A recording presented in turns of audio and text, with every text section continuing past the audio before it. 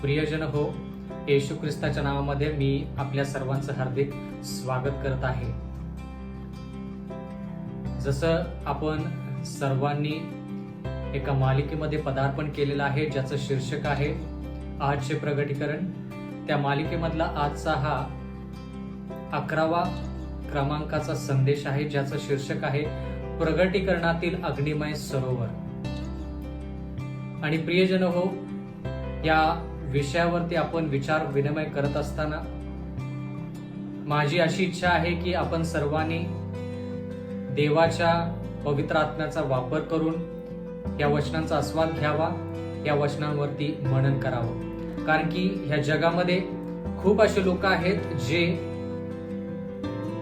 अग्नीचा जो सरोवर आहे त्याच्यावरती विश्वास ठेवतात. म्हणजे थोडक्यात जे लोक पापी आहेत त्यांना अग्नीच्या सरोवरामध्ये कायमस्वरूपी टाकलं जाईल आणि ते त्या अग्नीच्या सरोवरामध्ये कायमस्वरूपी असतील असा त्यांचा विश्वास आहे. तर प्रियजन हो, आजच्या ह्या वचनानुसार मी तुमच्या संगती महत्वाचे विचार मांडू इच्छितो, ज्याद्वारे आपल्या विचारांमध्ये, आपल्या आयुष्यामध्ये नक्कीच बदल घडून येईल. पण त्यापूर्वी आपण प्रार्थना करूया. सर्व समर्थ जिवंत परमेश्वर देवा, अखिल विश्वाच्या उत्पन्नकर्त्या प्रभू, या दिवसाबद्दल, या वेळेबद्दल आणि ह्या संधीबद्दल परमेश्वर आम्ही तुझे उपकार मानतो. जसं आम्ही तुझ्या वचनातून शिकणार आहोत की प्रगटीकरणामध्ये जे अग्नीचं सरोवर आहे त्याचा अर्थ काय आहे. परमेश्वरा, आमची विनंती आहे की तू आमच्या संगती राहा, आम्हाला सहाय्य मदत कर आणि परमेश्वरा त्याद्वारे आमच्या ज्ञानामध्ये भर पडावी, आमचं आयुष्य जे आहे ते बदलावं. आमच्यामध्ये जी भीती आहे, आमच्यामध्ये जे भय आहे ते निघून जाऊन परमेश्वरा तुझ्या प्रेमामध्ये आम्ही स्थिर राहावं, असं दयानंद कृपेनं होऊ दे. इथून पुढची वेळ आमचं सर्वस्व तुझ्या हाती सोपवून देऊन नम्र विनंती येशूच्या नावात मागतो, म्हणून तो ऐक. आमेन. प्रियजन हो, खूप लोकांना आजच्या जगामध्ये अशी भीती वाटते की जे लोक पापी आहेत त्यांचा शेवट काय होईल, आणि म्हणून त्या भीतीच्या सावटामध्ये आपलं आयुष्य जगत आहेत. त्यांचा असा विचार आहे की जे लोक पापी आहेत त्यांना अग्नीच्या सरोवरामध्ये टाकलं जाईल आणि कायमस्वरूपी ते त्या सरोवरामध्ये अग्नीमध्ये जळत राहतील. तर देवाच्या वचनातून आज आपण शिकणार आहोत की प्रगटीकरणातील अग्नीचा सरोवर काय आहे आणि तो नेमकं आपल्याला काय सांगतो याच्याविषयी आपण आज शिकणार आहोत. 1 जॉन चॅप्टर 4 वर्स 8, पहिले योहानेचा 4 अध्याय आणि 8 वचन. जो प्रीती करत नाही तो देवाला ओळखत नाही, कारण देव प्रीती आहे. बंधू आणि भगिनींनो, यामध्ये आपण असं पाहत आहोत की जो देवामध्ये आहे तो प्रीतीमध्ये आहे. म्हणजे थोडक्यात जो देवामध्ये आहे तो देवावरती सर्वोत्कृष्ट प्रेम करू शकतो आणि इतर लोकांवरती स्वतःसारखं प्रेम करू शकतो, असं ह्या ठिकाणी लिहिलेलं आहे. म्हणजे थोडक्यात 10 आज्ञा ज्या आहेत त्या 10 आज्ञा तो व्यक्ती नक्कीच पाळेल जर तो देवामध्ये असेल तर. जर तो व्यक्ती देवामध्ये असेल तर प्रीतीमध्ये असेल आणि तो पहिल्या 4 आज्ञा ज्या आहेत त्या आज्ञाद्वारे तो देवावरती सर्वोत्कृष्ट प्रेम करेल आणि शेजाऱ्यावरती स्वतःसारखं प्रेम करेल आणि बाकीच्या 6 आज्ञा देखील पाळेल. बंधू आणि भगिनींनो, आज आपण या अग्नीच्या सरोवराविषयी शिकणार आहोत की खरोखरच काय पापी लोक या अग्नीच्या सरोवरामध्ये कायम स्वरूपी जळत राहणार आहेत. म्हणून आपण एक विशिष्ट वचन या ठिकाणी उचललेलं आहे आणि ते म्हणजे देव प्रीती आहे. प्रगटीकरणाचा 20वा अध्याय 1 वचन, रेव्हलेशन चॅप्टर 20 वर्स 1. नंतर मी एक देवदूताला स्वर्गातून उतरताना पाहिले, त्याच्याजवळ अथांग डोहाची किल्ली होती व त्याच्या हातात एक मोठा साखळदंड होता. म्हणजे थोडक्यात येशू ख्रिस्त ज्या वेळेस दुसऱ्या वेळेस येईल, येशू ख्रिस्त दुसऱ्या वेळेस येईल त्यावेळेस देवाच्या वचनानुसार जर आपण पाहिलं तर ह्या ठिकाणी असं लिहिलेलं आहे की येशू ख्रिस्त ज्यावेळेस स्वर्गातून उतरेल त्याच्याजवळ अथांग डोहाची किल्ली होती आणि त्याच्या हातात एक मोठा साखळदंड होता असं देवाचं वचन म्हणतं. मग अथांग डोह म्हणजे काय आणि साखळदंड म्हणजे काय आपण हे थोडक्यात पाहूया. प्रकटीकरणाचा 20वा अध्याय 2रं वचन, रेव्हलेशन चॅप्टर 20:2.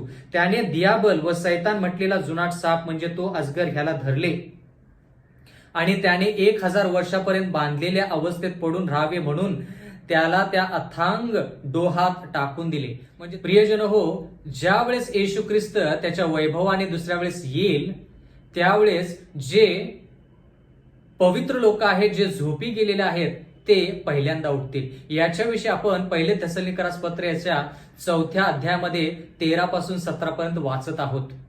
म्हणजे थोडक्यात ह्या ठिकाणी आपल्याला हे पाहायला मिळत आहे की देवाच्या वचनानुसार ज्या गोष्टी आपण पाहत आहोत त्या गोष्टी आपल्या विचारानुसार आहेत का नाहीत. आणि जर त्या गोष्टी देवाच्या आहेत आणि त्या आपल्या विचारानुसार नाहीत तर आपण आपले विचार बदलले पाहिजेत आणि देवाचं वचन स्वीकारलं पाहिजे. या ठिकाणी देवाचं वचन म्हणतं की जो सैतान आहे त्या सैतानाला त्या साखळदंडाने बांधलं आणि अथांग डोहामध्ये 1000 वर्षासाठी त्या अथांग डोहामध्ये टाकण्यात आलं. म्हणजे थोडक्यात ज्या वेळेस येशू ख्रिस्त ह्या भूतलावरती येईल त्याच्या तेजाने जे लोक पापी आहेत ते सर्व मृत्युमुखी पडतील आणि येशू ख्रिस्त येईल आणि त्यावेळेस जे लोक पवित्र आहेत, जिवंत आहेत आणि ज्या लोकांना मृत्यूमधून त्यांचं पुनरुत्थान केलेलं आहे, जे पवित्र आहेत, म्हणजे पवित्र लोक जे मृत्युमुखी पडले होते त्यांना पुनरुत्थान करून ज्यांना आयुष्य देण्यात आलेलं आहे, हे दोघे मिळून, हे दोन्ही कळप मिळून स्वर्गरोहण होतील. बंधू आणि भगिनींनो, देवाच्या वचनामध्ये आपण फार महत्वाचे असे वचन वाचत आहोत. आणि जर तसं असेल तर ह्या भूतलावरती त्या 1000 वर्षासाठी कोणीही मनुष्य जिवंत राहणार नाही.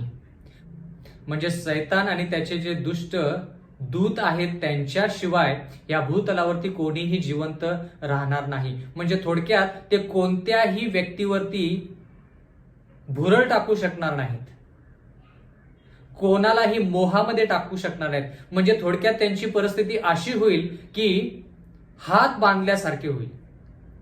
म्हणजे थोडक्यात जरी त्यांचे हात मोकळे असले तरी देखील ते कोणावरती मोह टाकू शकत नाहीत, कारण की सर्व लोक जे आहेत ते मृत्युमुखी पडलेले आहेत आणि सर्व लोक जे पवित्र आहेत, ते सर्व लोक जे जिवंत आहेत ते त्यावेळेस स्वर्गाच्या राज्यामध्ये असतील. म्हणून ह्या ठिकाणी खूप लोकांना वाटतं की अथांग डोहाची किल्ली म्हणजे थोडक्यात त्या ठिकाणी अग्नी आहे, सरोवर आहे आणि त्या अग्नीच्या सरोवरामध्ये ह्या सर्व पापी लोकांना टाकण्यात येणार आहे. तसं अजिबात नाही. म्हणून प्रियजन हो, जेव्हा आपण देवाचं वचन वाचतो त्यावेळेस देवाचं वचन आपण बाकीच्या वचनांचा आधार घेऊन वाचलं पाहिजे.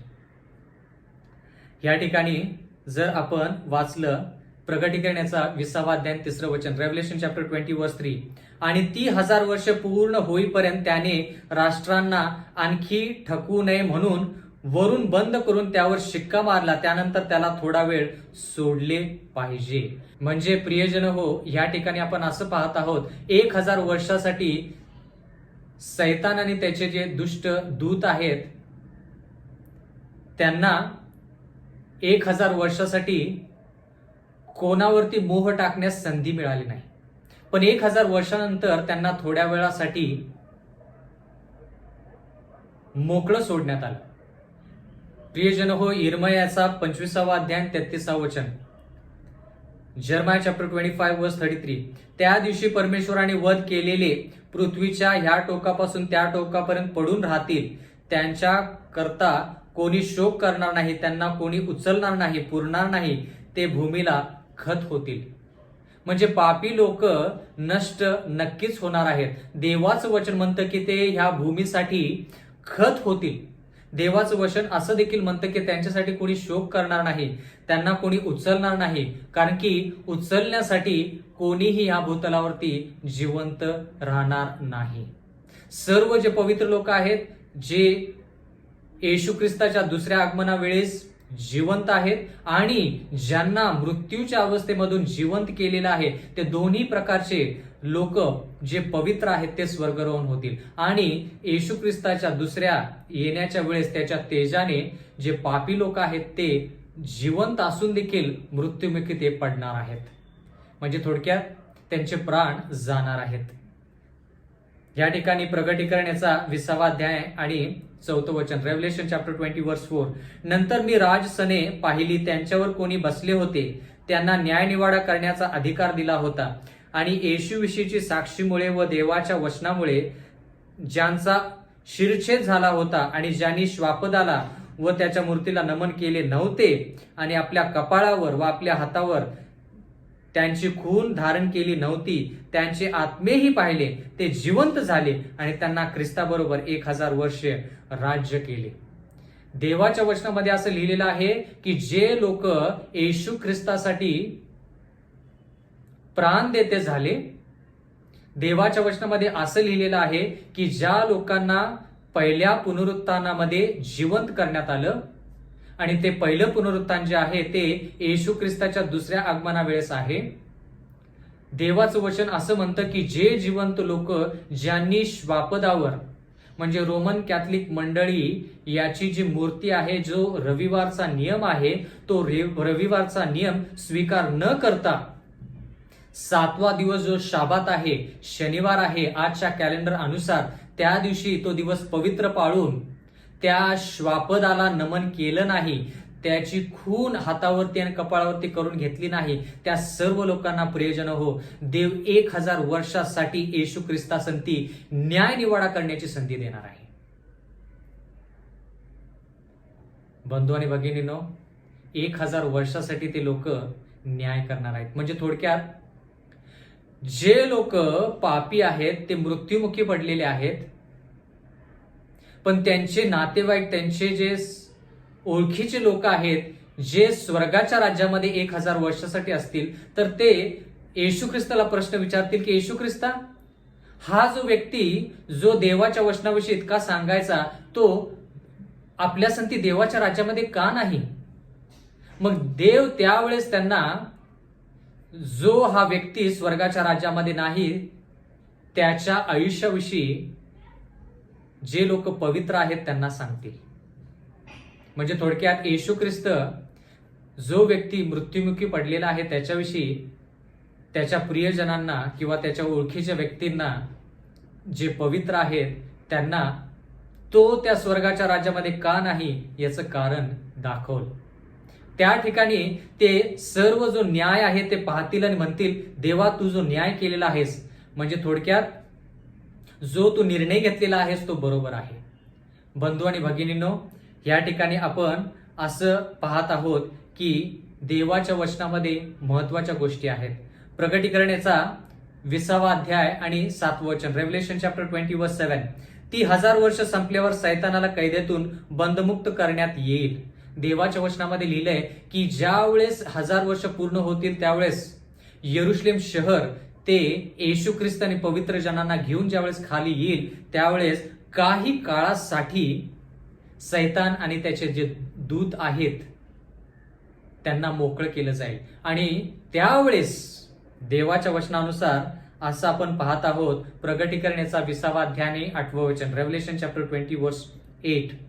आणि तो पृथ्वीच्या 4 कोपऱ्यातील गोग व मागोग ह्या राष्ट्रांना ठकवण्यास व त्यांना लढण्यासाठी एकत्र करण्यास बाहेर येईल. त्यांची संख्या समुद्राच्या वाळू इतकी आहे. देवाच्या वचनामध्ये लिहिलेलं आहे की सैतानाला थोडी मुभा दिली जाईल, थोडी मोकळीक दिली जाईल. आणि त्यावेळेस म्हणजे येशू ख्रिस्त आणि त्याचे पवित्र लोक 1000 वर्षानंतर ज्यावेळेस ह्या भूतलावरती हे भूतल जे आहे, ही पृथ्वी जे आहे हे नवीन केली असताना ज्यावेळेस ते नवीन यरुशलेम शहर खाली येईल, त्यावेळेस सैतान काय करेल, ह्या संधीचा फायदा उचलेल. म्हणजे थोडक्यात त्यावेळेस येशू ख्रिस्त काय करेल, दुसरं पुनरुत्थान करेल. आणि ते दुसरं पुनरुत्थान असेल पापी लोकांचं. पहिलं पुनरुत्थान येशू ख्रिस्ताच्या दुसऱ्या आगमना वेळेस जे पवित्र लोकांसाठी आहे. मग त्याच्यानंतर 1000 वर्षानंतर दुसरं पुनरुत्थान असेल जे पापी लोकांसाठी आहे. आणि पापी लोक जिवंत झाले की लगेच शैतान काय करेल, त्या पापी लोकांना फसवण्याचा प्रयत्न करेल आणि म्हणेल हे जे यरुशलेम शहर जे आहे, जे खाली येत आहे, त्याच्यामध्ये लोक फार कमी आहेत. आपण जर लढाई केली आणि हे जे शहर जिंकलं तर आपल्याला ते शहर कायमचं मिळेल आणि आपल्याला वर्चस्व मिळेल. बंधू आणि भगिनींनो, देवाच्या वचनामध्ये लिहिलेलं आहे की सैतान ज्यावेळेस ह्या लोकांना सांगेल त्यावेळेस हे लोक त्या सैतानाचं ऐकतील, कारण की हे पापी आहेत, पूर्णपणे दुष्ट आत्म्याच्या अधीन गेलेले अशा लोक आहेत. आपण पुढचं वचन वाचूया. या ठिकाणी लिहिलेलं आहे, प्रगटीकरण याचा 20वा अध्याय आणि 9वं वचन, रेव्हलेशन चॅप्टर 20 वर्स 9. त्यांनी पृथ्वीच्या विस्तवावर फिरून पवित्र जनांची छावणी व प्रिय नगर वेढले, तेव्हा देवापासून स्वर्गातून अग्नी उतरला आणि त्यांना खाऊन टाकले. बंधू आणि भगिनींनो, देवाच्या वचनामध्ये असं लिहिलेलं आहे की यरुशलेम शहर ज्यावेळेस खाली उतरतं त्यावेळेस हे लोक काय करतात, त्या नगराभोवती वेढा घालतात आणि विचार करतात की त्या नगरावरती चढाई करून जायचं, लढाई करून जायचं आणि ते नगर जे आहे ते पूर्णपणे नष्ट करायचं. पण देवाच्या वचनामध्ये लिहिलेलं आहे की स्वर्गातून अग्नी उतरली जाते आणि त्यांना ती खाऊन टाकते. म्हणजे येशू ख्रिस्त दुसऱ्या वेळेस ज्यावेळेस येतो त्यावेळेस लोक फक्त मृत्युमुखी पडतात, त्यांची राख होत नाही, त्यांचा पूर्णपणे नैनाट होत नाही, ते पूर्णपणे नष्ट होत नाहीत, फक्त मृत्युमुखी पडतात. पण येशू ख्रिस्त त्याच्यानंतर 1000 वर्षानंतर ज्यावेळेस येतो, यरुशलेम शहरामधून पवित्र लोक आणि येशू ख्रिस्त ज्यावेळेस खाली उतरतात त्यावेळेस हे जे पापी लोक आहेत, ज्यावेळेस लढाई करण्यास त्या लोकांवरती प्रहार करण्याचा प्रयत्न करतात त्यावेळेस आकाशातून स्वर्गातून अग्नी होते आणि ह्या लोकांना पूर्णपणे नष्ट करते. आणि ह्या वेळेस ते फक्त मृत्युमुखीच पडत नाहीत तर त्यांचा नैनाट होतो, ते पूर्णपणे नाश पावतात. प्रियजन हो, पुन्हा एक वार मी तुम्हाला सांगू इच्छितो की ह्या ठिकाणी असं लिहिलेलं आहे की स्वर्गातून अग्नी उतरला आणि त्याने त्यांना खाऊन टाकले, म्हणजे त्यांचा पूर्णपणे नैनाट झाला. ते लोक अग्नीच्या सरोवरामध्ये कायमस्वरूपी राहत नाहीत, कायमस्वरूपी ते जळत राहत नाहीत, त्या ठिकाणी त्यांना कायमस्वरूपी वेदना होत नाहीत. काय काय लोक प्रगटीकरणाचा 14वा अध्याय आणि 10वं वचन वाचून हा निष्कर्ष काढतात की आपण म्हणजे थोडक्यात जे लोक पापी आहेत ते कायमस्वरूपी अग्नीच्या सरोवरामध्ये जळत राहणार. प्रियजन हो, देव प्रेमळ आहे. देवाला आवडेल का की त्याची लेकरं जरी पापी असली तर त्यांनी कायमस्वरूपी जळत राहावं? तसं देवाचे गुणधर्म नाहीत. बंधू आणि भगिनींनो, आई वडील ज्यावेळेस एखाद्या लेकराला सांगतात ती गोष्ट करू नको, पण ते लेकरू किती जरी वाईट मार्गाने गेलं तरी आई वडिलांना त्या लेकराला जास्त त्रास झालेला आवडत नाही. थोडा त्रास त्याला शिक्षण मिळावं म्हणून, थोडा त्रास त्याला अनुभव घडावा म्हणून, पण जास्त त्रास होत झाला तर त्या लेकराला त्या त्रासापासून वाचवण्याचा ते पुरेपूर प्रयत्न करतात. का? कारण की देवाचं प्रेम जे आहे ते त्या आई वडिलांमध्ये उतरलेलं असतं. बंधू आणि भगिनींनो, ह्या ठिकाणी प्रगटीकरण याचा 14वा अध्याय आणि 10वं वचन, रेव्हलेशन चॅप्टर 14 वर्स 10. तोही देवाच्या क्रोधाच्या प्याल्यात निरा घातलेला त्याचा क्रोधरूपी द्राक्षरस पिईल आणि पवित्र दूता समक्ष व कोकऱ्या समक्ष त्याला अग्नी व गंधक ह्यापासून पीडा होईल. हे जरी बरोबर असलं तरी देखील ती अग्नी आणि जी पीडा आहे ती पीडा कायमस्वरूपी असेल का हे जाणून घेणं फार महत्वाचं. पुढचं वचन प्रगटीकरण 14:11 मध्ये लिहिलेलं आहे, रेव्हलेशन चॅप्टर 14 वर्स 11. त्यांच्या पीडेचा धूर युगानयुग वर येतो आणि जे श्वापदाला व त्याच्या मूर्तीला नमन करतात त्यांना व जो कोणी त्याच्या नावाची खून धारण करून घेतो त्याला दिवस रात्र विश्रांती मिळत नाही. बंधू आणि भगिनींनो, जर देवाच्या वचनामध्ये सार्वकालिक अग्नी किंवा अग्निमय सरोवर असा जरी शब्द आला असला तर त्याचा अर्थ असा आहे की ज्या गोष्टी देव करतो त्याचा निष्कर्ष जो आहे तो कायमस्वरूपी आहे. त्याच्यासाठी आपण एक उदाहरण घेऊया जेणेकरून ते आणखी जास्त स्पष्ट होईल. जर आपण यहुदाचे पत्रेचा 1 अध्याय आणि 7 वचन जर वाचलं, बुक ऑफ जूड चॅप्टर 1 वर्स 7, त्याप्रमाणे सदम व गमोरा व त्याच्या सभोवतालची नगरे यांनी त्यांच्यासारखे जार कर्मे करून अन्य कोटीतील अंगाशी संग केला. ती नगरे सार्वकालिक अग्निदंडाची शिक्षा पावलेली अशी एकीकडे उदाहरणादाखल पुढे ठेवली आहेत. सार्वकालिक अग्निदंड असा शब्द वापरलेला आहे. म्हणून खूप लोकांना वाटतं की जे लोक पापामध्ये आयुष्य जगतात त्यांचा शेवट सार्वकालिक अग्निदंडाने होतो, म्हणजे सार्वकालिक सरोवरामध्ये ते जळत राहतात आणि त्या अग्नीमध्ये ते राहतात. देवाचं वचन असं सांगत नाही. देव प्रीती आहे आणि देवाला अशी इच्छा नाही की कोणीही त्या त्रास संकटामध्ये कायमस्वरूपी जगावं. कल्पना करा प्रियजन हो, साधा विचार आहे. आपण आता या जगामध्ये पाप करत आहोत नाही का? सर्वांनीच पाप केलेलं आहे. काही लोकांनी पापावरती विजय मिळवला देखील आहे. परमेश्वराची स्तुती असो. सर्वांनी पापावरती विजय मिळवला पाहिजे आणि पवित्र राहिलं पाहिजे. पण मला तुम्हाला हे विचारू द्या की ज्या वेळेस आपण पाप करतो त्यावेळेस आपल्याला जो त्रास होतो, आपल्यावरती जे शासन येतं, देव ज्या वेळेस आपल्याला एखादा धडा शिकवतो तो आयुष्यभर शिकवतो का आपण धडा शिकल्यानंतर त्या त्रासातून देव आपल्याला बाहेर काढतो? तुमच्या अनुभवातून तुम्ही मला सांगा. म्हणजे तुमचा अनुभव तुम्हाला हेच सांगेल की त्रास संकटामध्ये ज्या गोष्टी आपल्याला शिकायच्या त्या गोष्टी शिकल्यानंतर देव लगेच आपल्याला त्याच्यातून बाहेर काढतो आणि आपल्याला मदत करतो.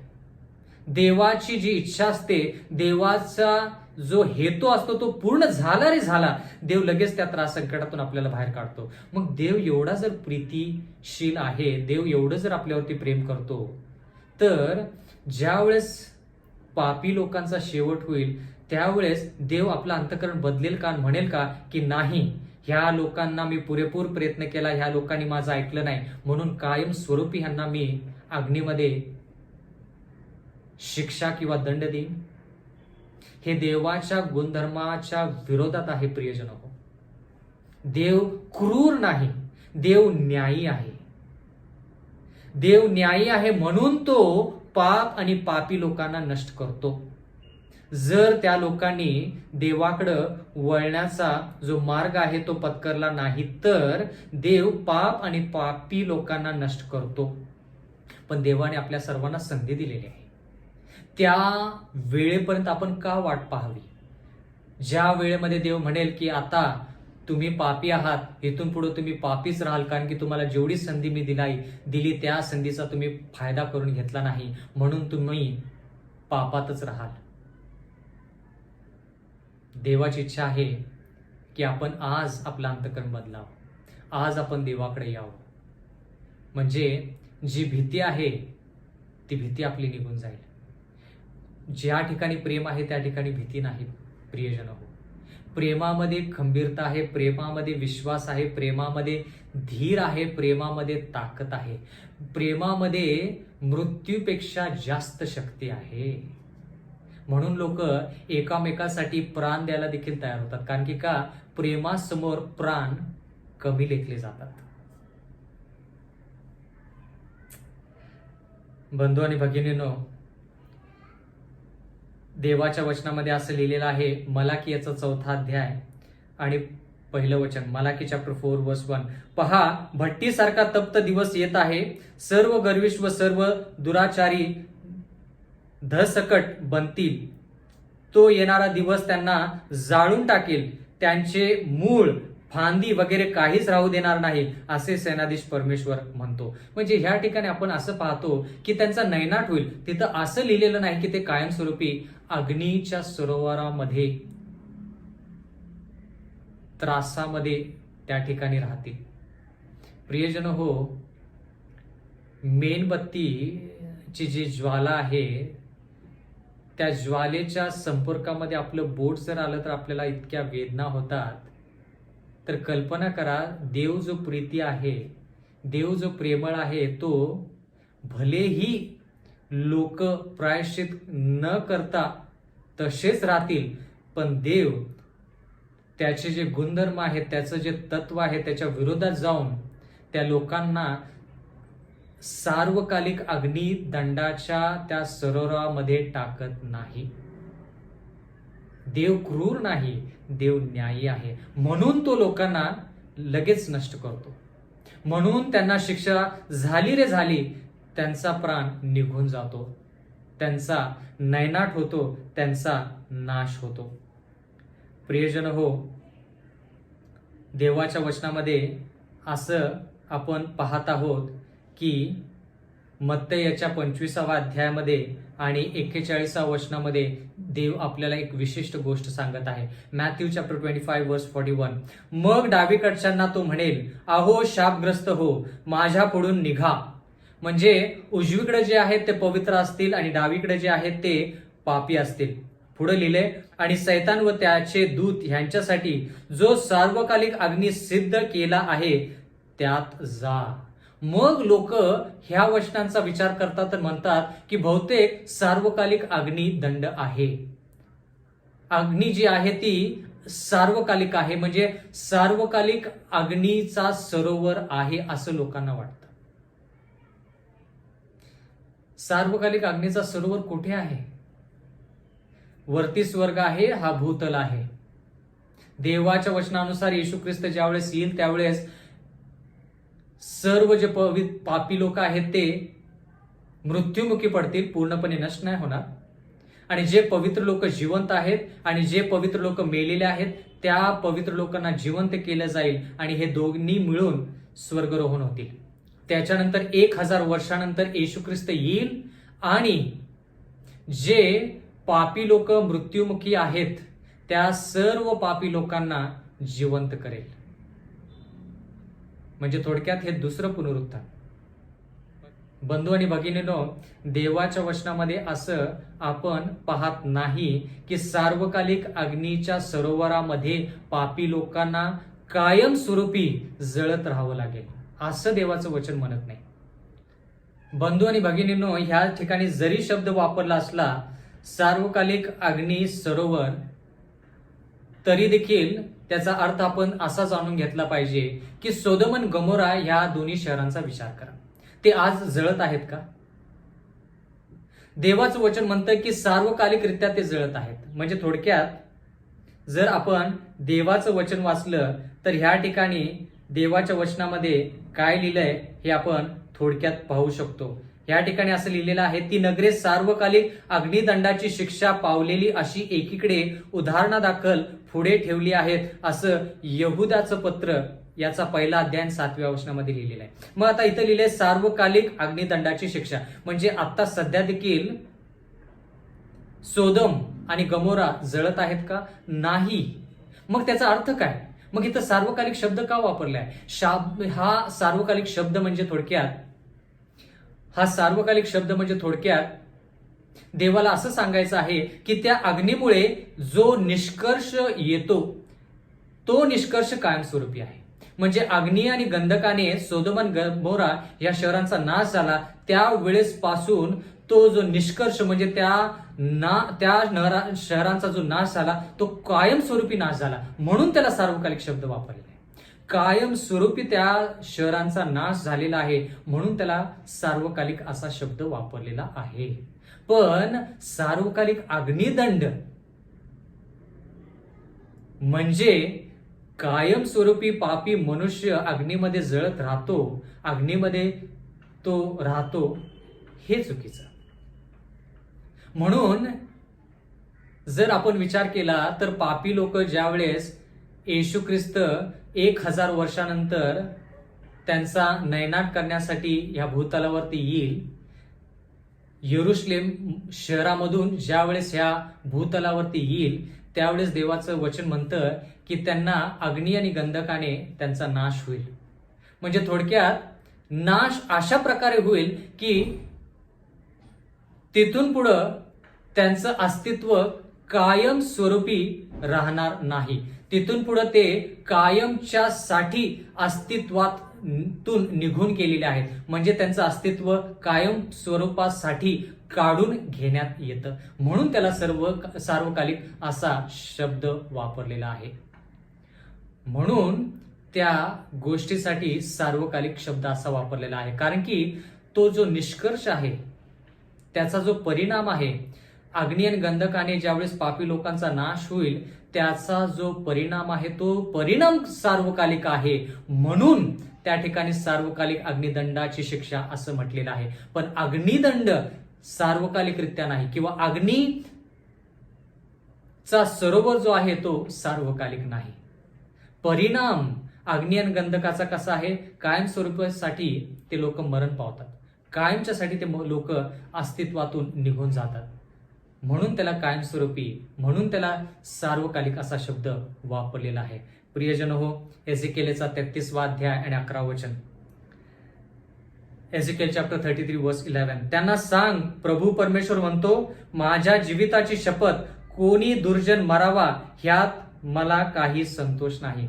पापी मनुष्याचा कोणालाही फायदा होत नाही, पाप केल्याने कोणालाही फायदा होत नाही. जर मनुष्याने ह्या आयुष्यामध्ये, त्याच्या संपूर्ण आयुष्यामध्ये, ह्या भूतलावरती जर कोणत्याही व्यक्तीने असं काम केलं असेल जे त्याच्या फायद्याचं नाही, तर ते काम म्हणजे पाप.